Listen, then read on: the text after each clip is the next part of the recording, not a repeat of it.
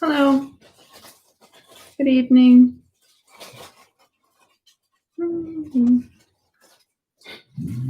you're watching this, hopefully you know who I am, because hopefully you've watched the first 3. This is the 4th evening of my Read-Aloud of A Christmas Carol by Charles Dickens. And also the last evening. We're on stave 4, but we're going to read stave 4 and 5 to finish it up, because they're not too terribly long. Stave 4 is called The Last of the Spirits and has a pretty spooky looking fella for an illustration.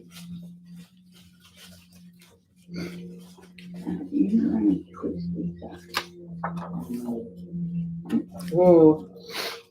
And he's got a spooky hand.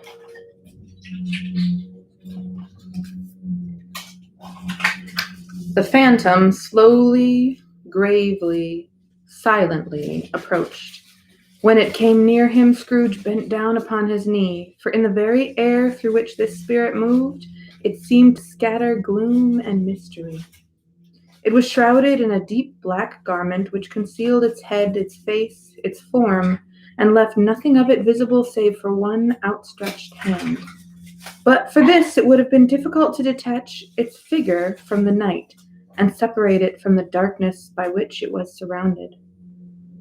He felt that it was tall and stately when it came beside him, and that its mysterious presence filled him with a solemn dread. He knew no more, for the spirit neither spoke nor moved. "I am in the presence of the ghost of Christmas yet to come," said Scrooge. The spirit answered not, but pointed onward with its hand. "You are about to show me shadows of the things that have not happened, but will happen in the time before us," Scrooge pursued. "Is that so, spirit?" The upper portion of the garment was contracted for an instant in its folds, as if the spirit had inclined its head. That was the only answer he received. Although well used to ghostly company by this time, Scrooge feared the silent shape so much that his legs trembled beneath him, and he found that he could hardly stand when he prepared to follow it. The spirit paused a moment, as observing his condition and giving him time to recover.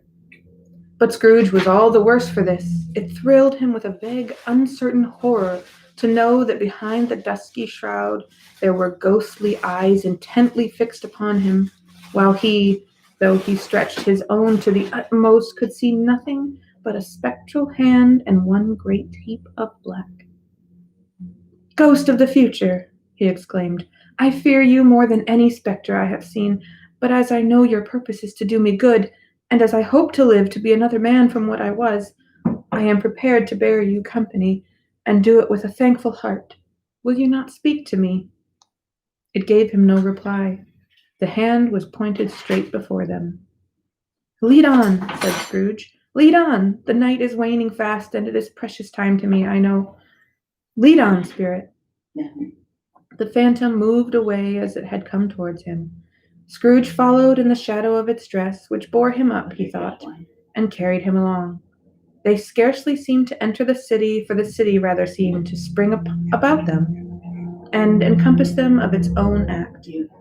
But there they were, in the heart of it, on 'Change, amongst the merchants, who hurried up and down, and chinked the money in their pockets, and conversed in groups, and looked at their watches, and trifled thoughtfully with their great gold seals, and so forth, as Scrooge had seen them often. The spirit stopped beside one little knot of businessmen. Observing that the hand was pointed to them, Scrooge advanced to listen to their talk. "No," said a great much about it either way. I only know he's dead." "When did he die?" inquired another. "Last night, I believe." "Why, what was the matter with him?" asked a third, taking a vast quantity of snuff out of a very large snuff-box. "I thought he'd never die." God knows, said the first, with a yawn. What has he done with his money? Asked a red-faced gentleman with a pendulous excrescence on the end of his nose that shook like the gills of a turkey-cock. I haven't heard, said the man with the large chin, yawning again. Left it to his company, perhaps. He hasn't left it to me, that's all I know. This pleasantry was received with a general laugh. It's likely to be a very cheap funeral, said the same speaker, for upon my life I don't know of anybody to go to it. Suppose we make up a party and volunteer. I don't mind going if a lunch is provided, observed the gentleman with the excrescence on his nose. But I must be fed if I make one. Another laugh.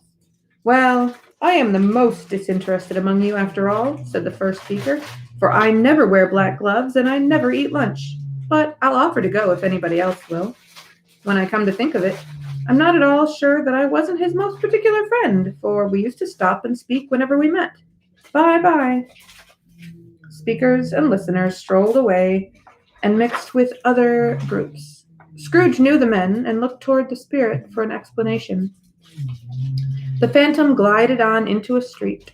Its fingers pointed to two persons meeting. Scrooge listened again, thinking that the explanation might lie there.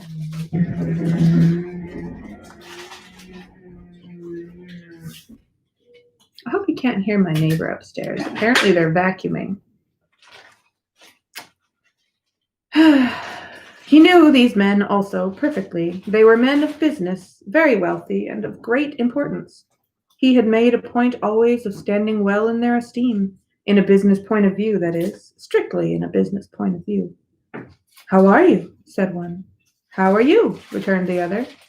Well, said the first, Old Scratch has got his own at last, eh? So I am told, returned the second. Cold, isn't it? Seasonable for Christmas time.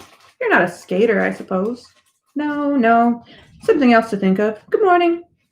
Not another word. That was their meeting, their conversation, and their parting.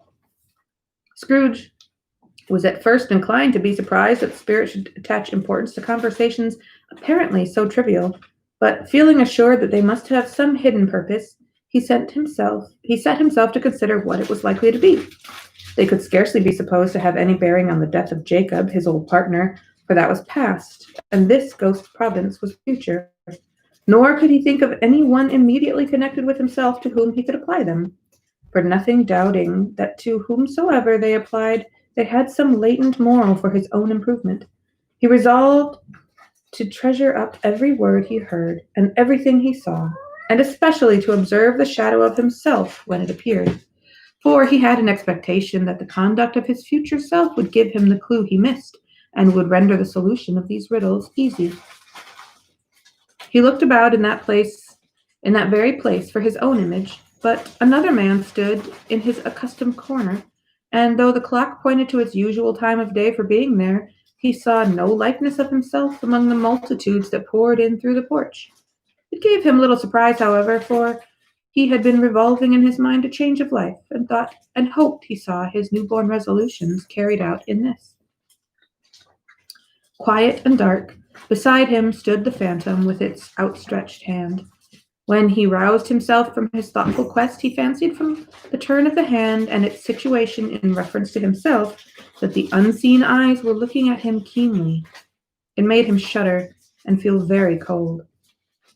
They left the busy scene and went into an obscure part of the town where Scrooge had never penetrated before, although he recognized its situation and its bad repute. The ways were foul and narrow, the shops and houses wretched, the people half-naked, drunken, slipshod, ugly. Alleys and archways, like so many cesspools, disgorged their offenses of smell and dirt and life upon the straggling streets, and the whole quarter reeked with crime, with filth and misery. Far in this den of infamous resort, there was a low-browed, beetling shop, below a penthouse roof, where iron, old rags, bottles, bones, and greasy offal were bought. Upon the floor within were piled up heaps of rusty keys, nails, chains, hinges, files, scales, weights, and refuse iron of all kinds. Secrets that few would like to scrutinize were bred and hidden in mountains of unseemly rags, masses of corrupted fat, and sepulchres of bones. Sitting in among the wares he dealt in by a charcoal stove made of old bricks was a gray-haired rascal nearly 70 years of age, who had screened himself from the cold air without by a frowsy curtaining of miscellaneous tatters hung upon a line, and smoked his pipe in all the luxury of calm retirement.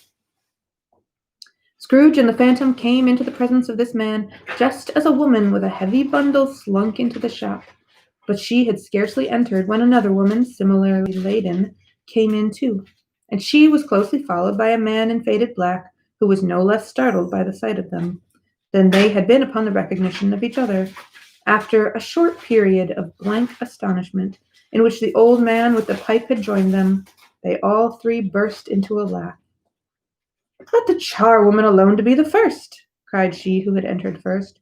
"Let the laundress alone to be the second, and let the undertaker's man alone to be the third. Look here, old Joe, here's a chance, if we haven't all three met here without meaning it."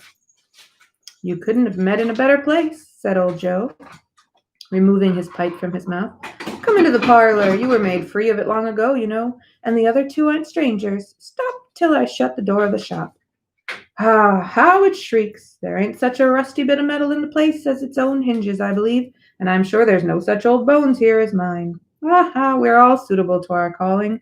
We're well matched. Come into the parlor, come into the parlor." The parlor was the space behind the screen of rags. The old man raked the fire together with an old stair rod, and having trimmed his smoky lamp, for it was night, with the stem of his pipe, put it in his mouth again. While he did this, the woman who had already spoken threw her bundle on the floor and sat down in a flaunting manner on a stool, crossing her elbows on her knees and looking with a bold defiance at the other two. I believe this is the picture. This was a few pages ahead, so I waited to show it until we got to this part. Everybody sitting around, ready to chat.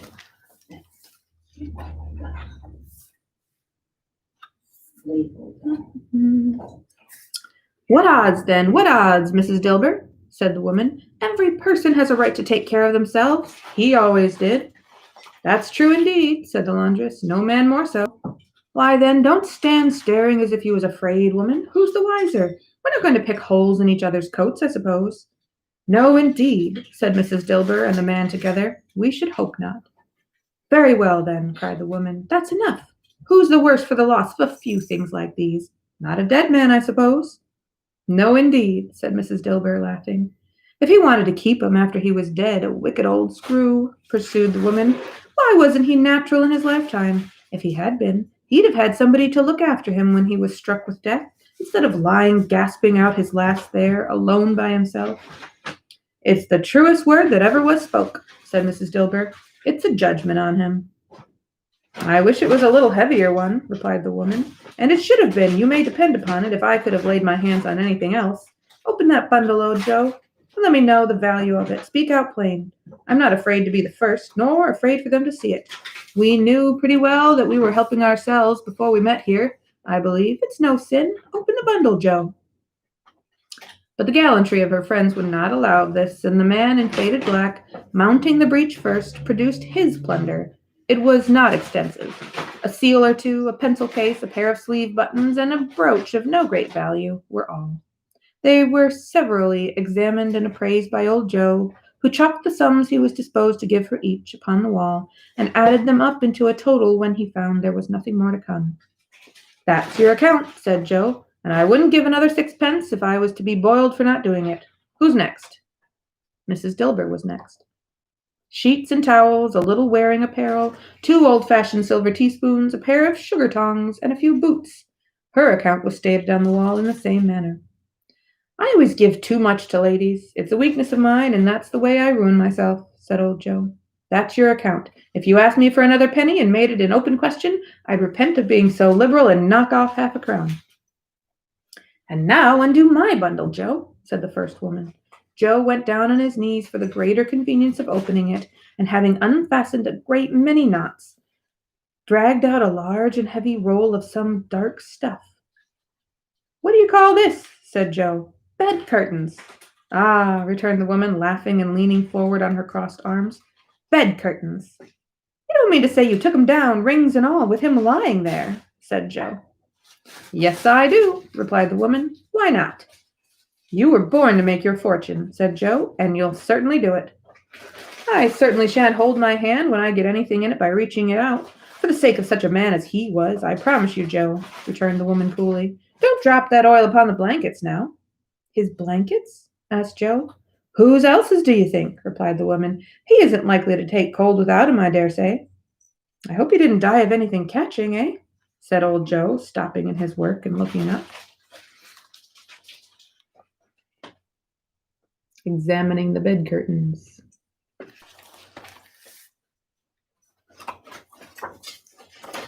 Don't you be afraid of that, returned the woman. I ain't so fond of his company that I'd loiter about him for such things if he did. Ah, you may look through that shirt till your eyes ache, but you won't find a hole in it, nor a threadbare place. It's the best he had, and a fine one, too. They'd have wasted it if it hadn't been for me. What do you call wasting of it? Asked old Joe. Putting it on him to be buried in, to be sure, replied the woman with a laugh. Somebody was fool enough to do it, but I took it off again. If calico ain't good enough for such a purpose, it isn't good enough for anything. It's quite as becoming to the body. He can't look uglier than he did in that one. Scrooge listened to this dialogue in horror. As they sat grouped about their spoil in the scanty light afforded by the old man's lamp, he viewed them with a detestation and disgust which would hardly have been greater though they had been obscene demons marketing the corpse itself. Ha ha, laughed the same woman when old Joe produced a flannel bag with money in it, told out their several gains upon the ground. This is the end of it, you see. He frightened everyone away from him when he was alive to profit us when he was dead. Ha ha ha. Spirit, said Scrooge, shuddering from head to foot. I see. The case of this unhappy man might be my own. My life tends that way now. Merciful heaven, what is this? He recoiled in terror, for the scene had changed, and now he almost touched a bed, a bare, uncurtained bed, on which beneath a ragged sheet there lay a something covered up, which, though it was dumb, announced itself in awful language.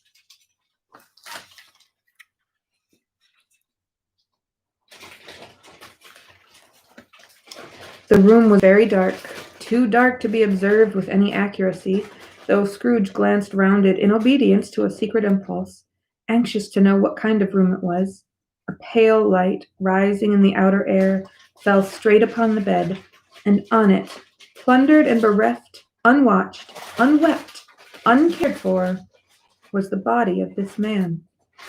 Scrooge glanced towards the phantom. Its steady hand was pointed to the head. The cover was so carelessly adjusted that the slightest raising of it, the motion of a finger upon Scrooge's part, would have disclosed the face. He thought of it, felt how easy it would be to do, and longed to do it, but had no more power to withdraw the veil than to dismiss the spectre at his side. O cold, cold, rigid, dreadful death, set up thine altar here, and dress it with such terrors as thou hast at thy command, for this is thy dominion. But of the loved, revered, and honored head, thou canst not turn one hair to thy dread purposes, or make one feature odious.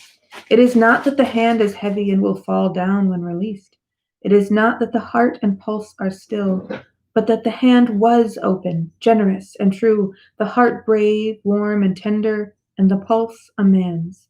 Strike, shadow, strike, and see his good deeds springing from the wound to sow the world with life immortal.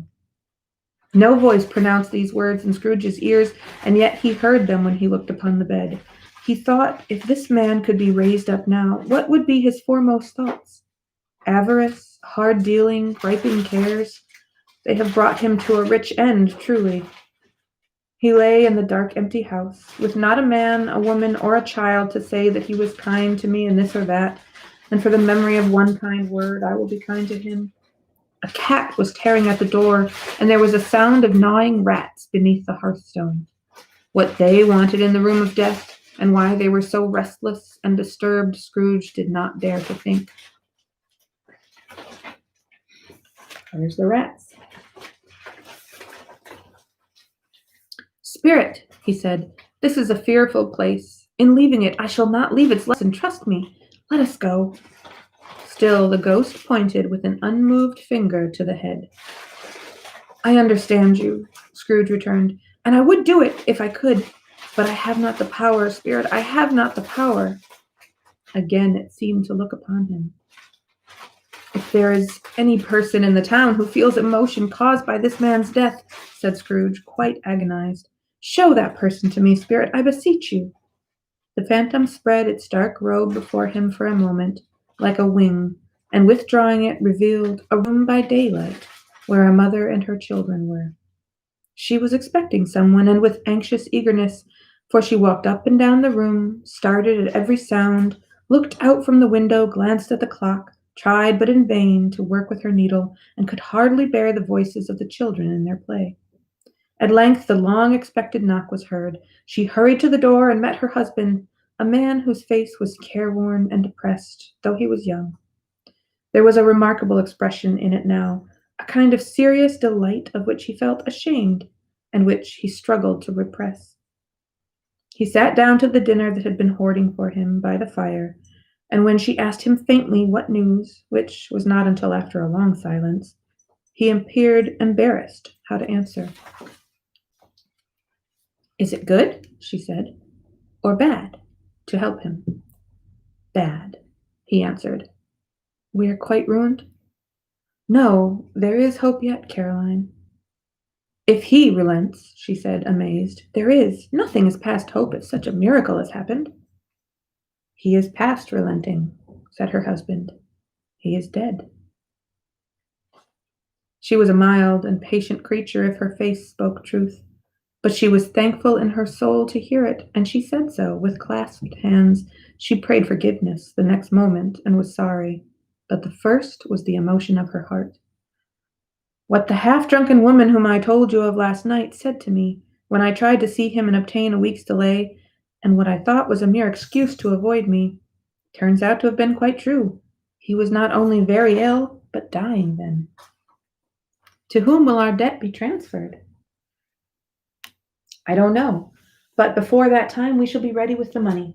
And even though we were not, it would be bad fortune indeed to find so merciless a creditor in his successor. We may sleep tonight with light hearts, Caroline. Yes, soften it as they would, their hearts were lighter. The children's faces, hushed and clustered round to hear what they so little understood, were brighter, and it was a happier house for this man's death. The only emotion that the ghost could show him, caused by the event, was one of pleasure. Let me see some tenderness connected with the death, said Scrooge, or that dark chamber, Spirit, which we left just now, will be forever present to me. The ghost conducted him through several streets familiar to his feet, and as they went along, Scrooge looked here and there to find himself, but nowhere was he to be seen. They entered poor Bob Cratchit's house, the dwelling he had visited before, and found the mother and the children seated round the fire. Quiet, very quiet. The noisy little Cratchits were as still as statues in one corner, and sat looking up at Peter, who had a book before him.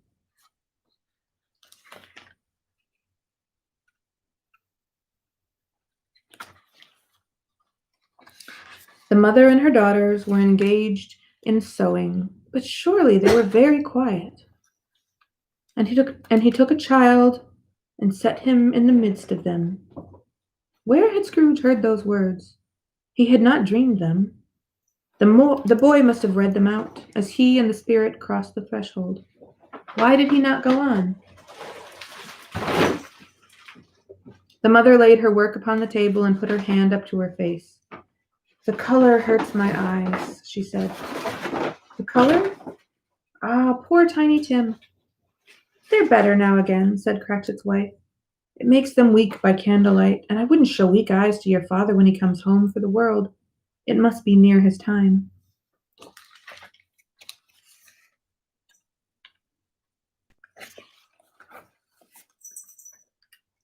Past it, rather, Peter answered, shutting up his book.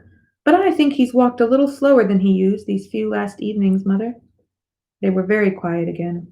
At last she said, and in a steady, cheerful voice that only faltered once, "I have known him walk with Tiny Tim upon his shoulder, very fast indeed." "And so have I," cried Peter, "often." "And so have I," exclaimed another. So had all. "But he was very light to carry," she resumed, intent upon her work. "And his father loved him so that it was no trouble, no trouble. And there is your father at the door." She hurried out to meet him, and little Bob in his comforter, he had need of it, poor fellow, came in. His tea was ready for him on the hob, and they all tried who should help him to it most.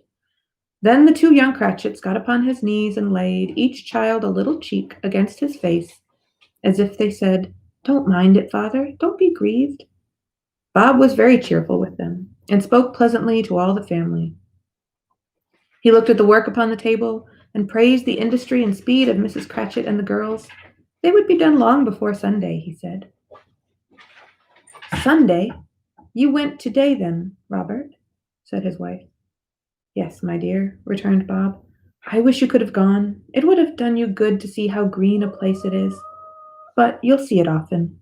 I promised him that I would walk there on the Sunday." "My little, little child," cried Bob. "My little child." He broke down all at once. He couldn't help it. If he could have helped it, he and his child would have been farther apart, perhaps, than they were. He left the room and went upstairs into the room above, which was lighted cheerfully and hung with Christmas. There was a chair set close beside the child, and there were signs of someone having been there lately. Poor Bob sat down in it and laughed, and when he thought a little and composed himself, he kissed the little face. He was reconciled to what had happened and went down again, quite happy.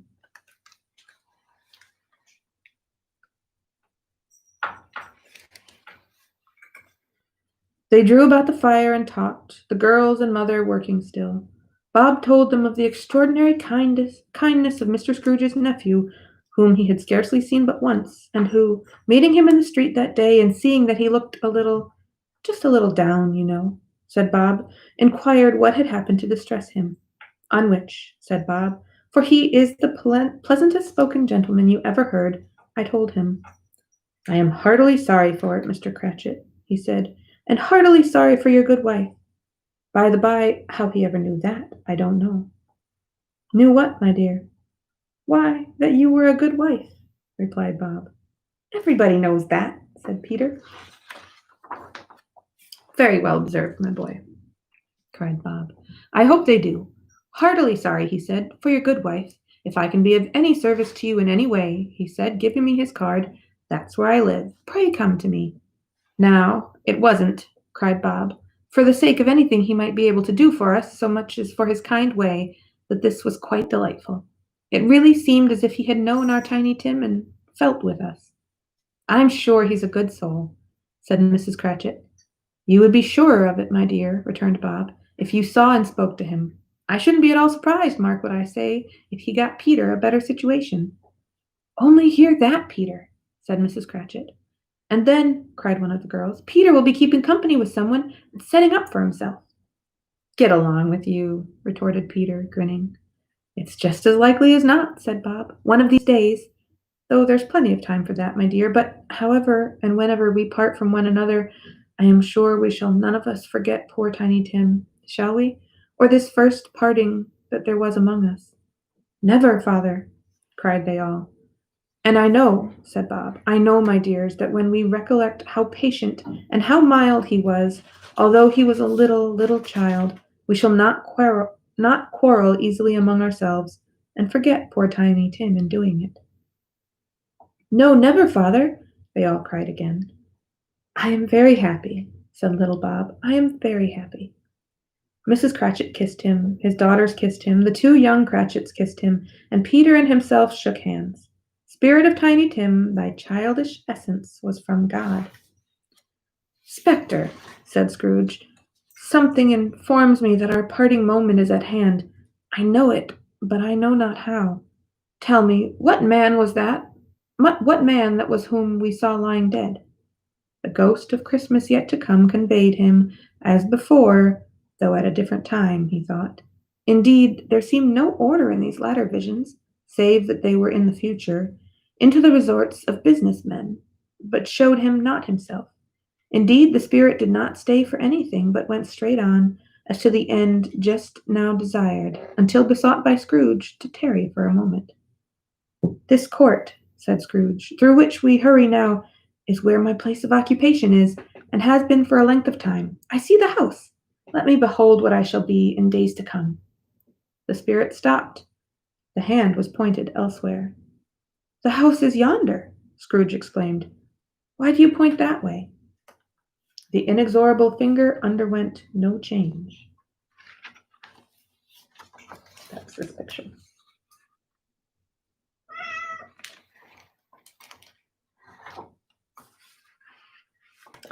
Scrooge hastened to the window of his office and looked in. It was an office still, but not his. The furniture was not the same, and the figure in the chair was not himself. The phantom pointed as before. He joined it once again, and wondering why and whither he had gone, accompanied it until they reached an iron gate. He paused to look round before entering. A churchyard. Here, then, the wretched man whose name he had now to learn, lay underneath the ground.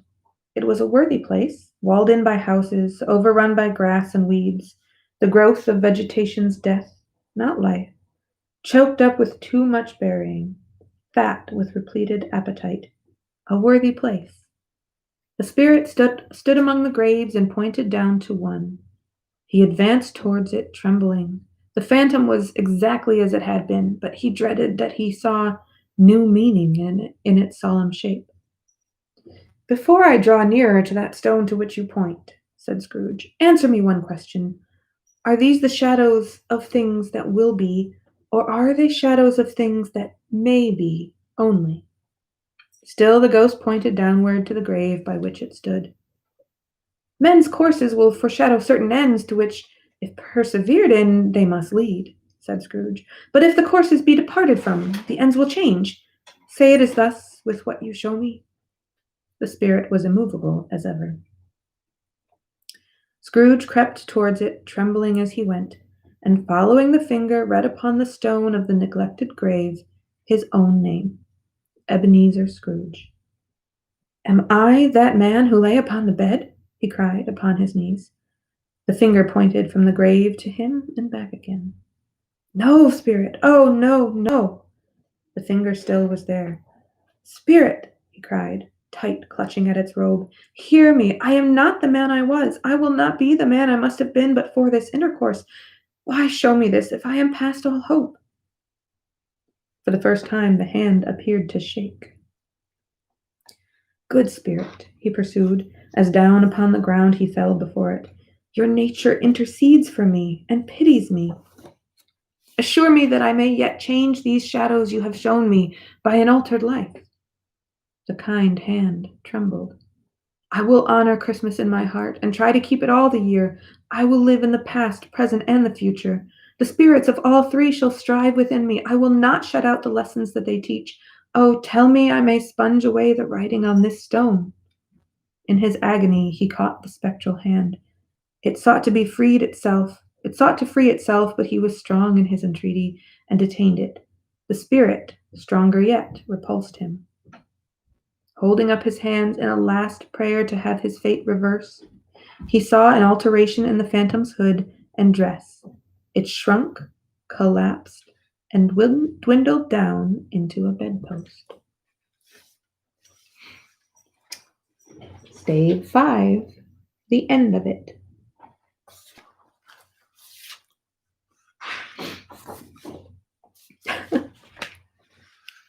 That is a very excited Scrooge.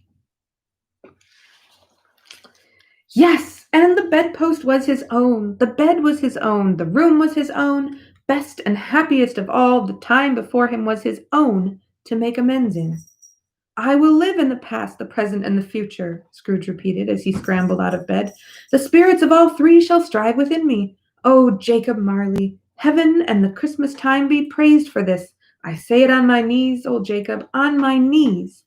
He was so fluttered and so glowing with his good intentions that his broken voice would scarcely answer to his call.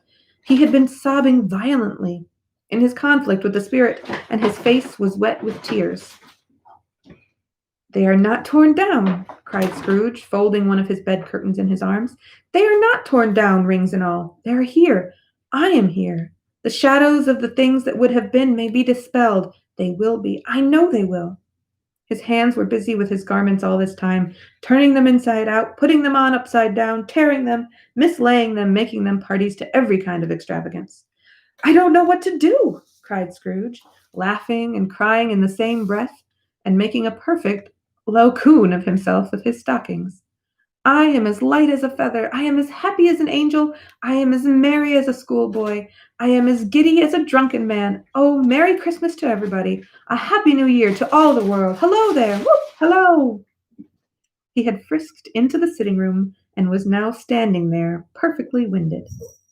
"There's the saucepan that the gruel was in," cried Scrooge, starting off again, and frisking round the fireplace. "There's the door by which the ghost of Jacob Marley entered. There's the corner where the ghost of Christmas present sat. There's the window where I saw the wandering spirits. It's all right. It's all true. It all happened. Ha, ha, ha." Really, for a man who had been out of practice for so many years, it was a splendid laugh, a most illustrious laugh, the father of a long, long line of brilliant laughs. "I don't know what day of the month it is," said Scrooge. "I don't know how long I've been among the spirits. I don't know anything. I'm quite a baby. Never mind, I don't care. I'd rather be a baby. Hello, whoop, hello there." He was checked in his transports by the churches ringing out the lustiest peals he had ever heard. Clash, clang, hammer, ding, dong, bell. Bell, dong, ding, hammer, clang, clash. Oh, glorious, glorious. Running to the window, he opened it and put out his head. No fog, no mist. Clear, bright, jovial, stirring, cold. Cold, piping for the blood to dance to. Golden sunlight, heavenly sky, sweet, fresh air, merry bells. Oh, glorious, glorious.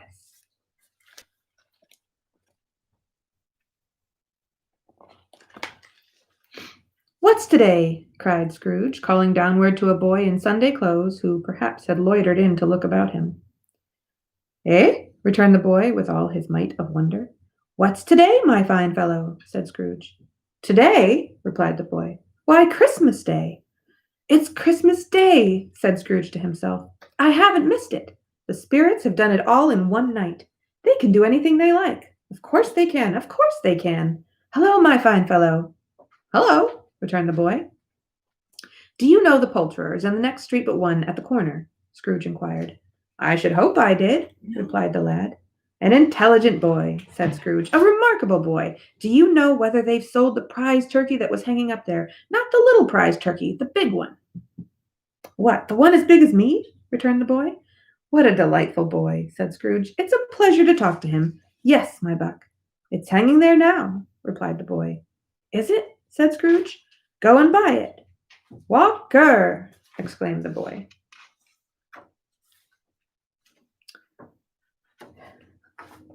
"No, no," said Scrooge. "I am in earnest. Go and buy it, and tell him to bring it here, that I may give them the direction where to take it. Come back with the man, and I'll give you a shilling. Come back with him in less than 5 minutes, and I'll give you half a crown." The boy was off like a shot. He must have had a steady hand at a trigger who could have got a shot off half so fast. "I'll send it to Bob Cratchit's," whispered Scrooge, rubbing his hands and splitting with a laugh. "He shan't know who sends it. It's twice the size of Tiny Tim. Joe Miller never made such a joke as sending it to Bob's will be." The hand in which he wrote the address was not a steady one, but write it he did, somehow, and went downstairs to open the street door, ready for the coming of the poulterer's man. As he stood there, waiting his arrival, the knocker caught his eye. "I shall love it as long as I live," cried Scrooge, patting it with his hand.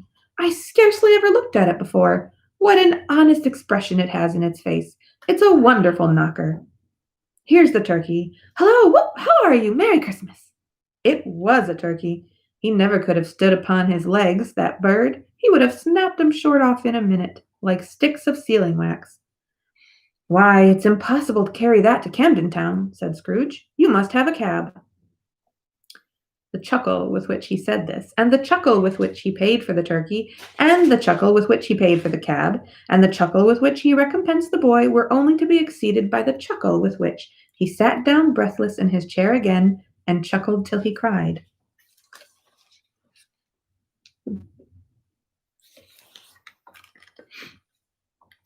Shaving was not an easy task, for his hand continued to shake very much, and shaving requires attention even when you don't dance while you are at it. But if he had cut the end of his nose off, he would have put a piece of sticking plaster over it and be quite satisfied. He dressed himself, all in his best, and at last got out into the streets. The people were by this time pouring forth, as he had seen them with the ghost of Christmas present, and walking with his hands behind him. Scrooge regarded every one with a delighted smile. He looked so irresistibly pleasant, in a word, that 3 of 4 good-humored fellows said, "Good morning, sir, a Merry Christmas to you," and Scrooge said often afterwards that of all the blithe sounds he had ever heard, those were the blithest in his ear. He had not gone far when, coming on towards him, he beheld the portly gentleman who had walked into his counting-house the day before and said, "Scrooge and Marley's, I believe?" It sent a pang across his heart to think how this old gentleman would look upon him when they met, but he knew what path lay straight before him, and he took it. "My dear sir," said Scrooge, quickening his pace, and taking the old gentleman by both hands, "how do you do? I hope you succeeded yesterday. It was very kind of you. A Merry Christmas to you, sir." "Mr. Scrooge?" "Yes," said Scrooge. "That is my name, and I fear it may not be pleasant to you. Allow me to ask you pardon. And will you have the goodness—" Here Scrooge whispered in his ear. "Lord bless me!" cried the gentleman, as if his breath were gone. "My dear Mr. Scrooge, are you serious?" "If you please," said Scrooge. "Not a farthing less. A great many back payments are included in it, I assure you. Will you do me that favor?" "You do it." "My dear sir," said the other, shaking hands with him, "I don't know what to say to such "Don't say anything, please," retorted Scrooge. "Come and see me. Will you come and see me?" "I will," cried the old gentleman, and it was clear he meant to do it. "Thank'ee," said Scrooge. "I am much obliged to you. I thank you 50 times. Bless you." He went to church, and walked about the streets, and watched the people hurrying to and fro, and patted children on the head, and questioned beggars, and looked down into the kitchens of houses, and up to the windows, and found that everything could yield him pleasure. He had never dreamed that any walk, that anything, could give him so much happiness. In the afternoon, he turned his steps toward his nephew's house. He passed the door a dozen times before he had the courage to go up and knock, but he made a dash and did it. "Is your master home, my dear?" said Scrooge to the girl. "Nice girl, very." "Yes, sir." "Where is he, my love?" said Scrooge. "He's in the dining room, sir, along with mistress. I'll show you upstairs, if you please." "Thank'ee. He knows me," said Scrooge, with his hand already on the dining room lock. "I'll go in here, my dear." He turned it gently and sidled his face in round the door. They were looking at the table, which was spread out in great array. For these young housekeepers are always nervous on such points, and like to see that everything is right. "Fred," said Scrooge.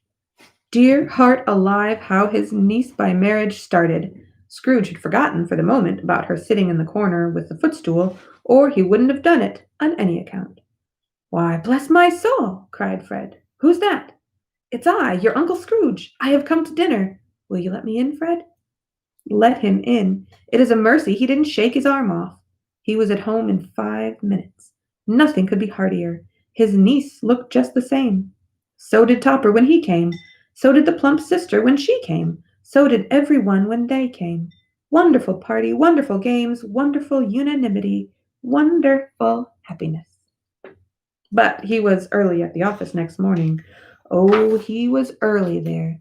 If he could only be there first and catch Bob Cratchit coming late, that was the thing he had set his heart upon. And he did it. Yes, he did. The clock struck 9. No Bob. 1/4 past. No Bob. He was full 18 minutes and a half behind his time. Scrooge sat with his door wide open that he might see him come into the tank. His hat was off before he opened the door, his comforter too. He was on his stool in a jiffy, driving away with his pen as if he were trying to overtake 9 o'clock. "Hello," growled Scrooge in his accustomed voice, as near as he could feign it. "What do you mean by coming here at this time of day?" "I am very sorry, sir," said Bob. "I am behind my time." "You are?" repeated Scrooge. "Yes, I think you are. Step this way, if you please." "It's only once a year, sir," pleaded Bob, appearing from the tank.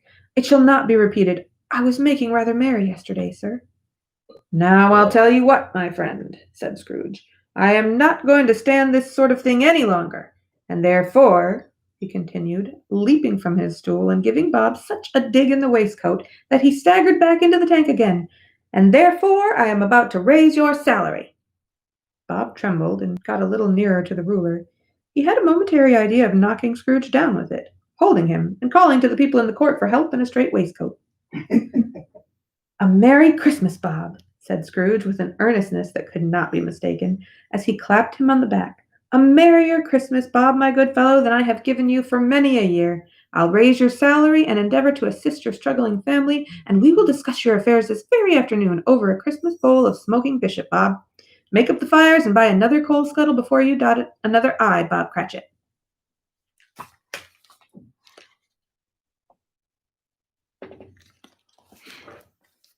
Scrooge was better than his word. He did it all, and infinitely more. And to Tiny Tim, who did not die, he was a second father. He became as good a friend, as good a master, and as good a man as the good old city knew, or any other good old city, town, or borough in the good old world.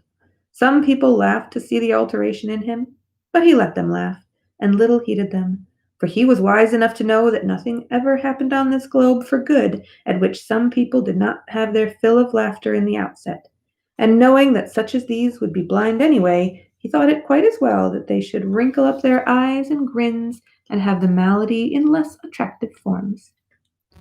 His own heart laughed, and that was quite enough for him. He had no further intercourse with spirits, but lived upon the total abstinence principle ever afterwards, and it was always said of him that he knew how to keep Christmas well if any man alive possessed the knowledge. May that be truly said of all of us, and all of us. And so, as Tiny Tim observed, God bless us, every one. That's the end. Look at these beautiful end papers. It's the same. I think it's the same as the picture on the cover of the book. Well, that's the end. Thank you for listening, and I hope you have a wonderful Christmas and a wonderful New Year, and that we can all be hopeful for things to come. Bye-bye. All done.